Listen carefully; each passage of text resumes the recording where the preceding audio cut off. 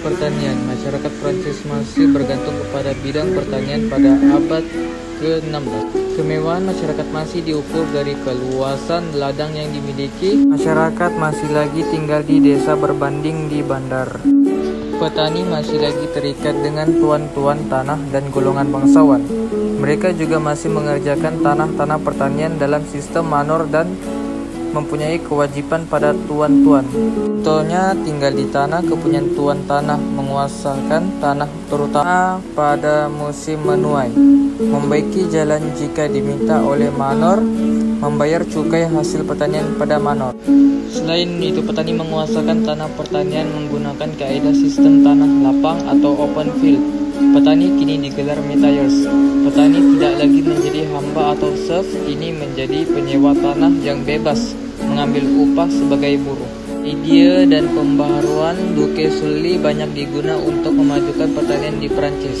Memberi biji benih secara percuma, membiaya kegiatan peternakan, menghapuskan cara biasa yang digunakan oleh petani di kawasan pedalaman, membina jalan raya dan jambatan, serta merancang sistem terusan. Pada zaman pemerintahan Raja Louis XIV, menterinya Jean-Baptiste Colbert telah memajukan bidang pertanian. Antara cadangan Colbert ialah menggalakkan peternakan lembu dan kuda, membaiki jalan raya di kawasan pedalaman, menyelaraskan cukai pengangkut hasil pertanian antara sesebuah wilayah, merancang dan membina terusan Languedoc yang telah ke kawasan Mediterranean dengan sungai Garonne dan lautan Atlantik.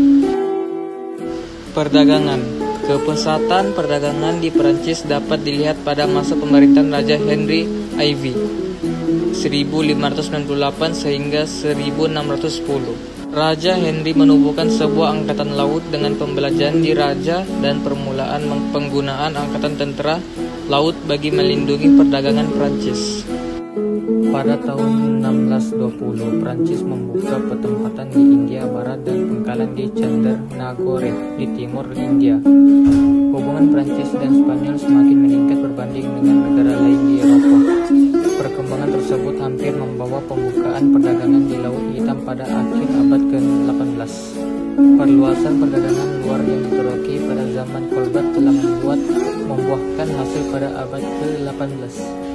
Beberapa pembaharuan yang telah dilaksanakan oleh Jean-Baptiste Colbert: membina semula gudang senjata, taulaun, dan pelabuhan, bina kapal Rochefort, Calais, Brest, dan Havre pada tahun 1683, membeli Martinique dan Gue de Laupe di India Barat, menggalakkan imigrasi golongan profesional dari luar ke Perancis. Institusi keuangan. Perkembangan perdagangan turut dipengaruhi oleh faktor sistem keuangan. Pada tahun 1500, uang tak perlu dibawa dengan banyak untuk melakukan urusan perdagangan. Sistem perbankan di Prancis hanya berkembang pesat pada abad ke-18. Industri tekstil diusahakan secara besar-besaran pada abad ke-16 untuk pasaran dalam negeri dan diekspor. Industri pengeluaran kain berkembang di Tuscany utara Prancis pada tahun 1450 sehingga 1550. Ahli pertukangan akan bekerja tanpa dapat upah selama beberapa tahun. Galakan daripada pihak kerajaan secara tak langsung telah mengukuhkan kedudukan golongan saudagar atau bourgeois.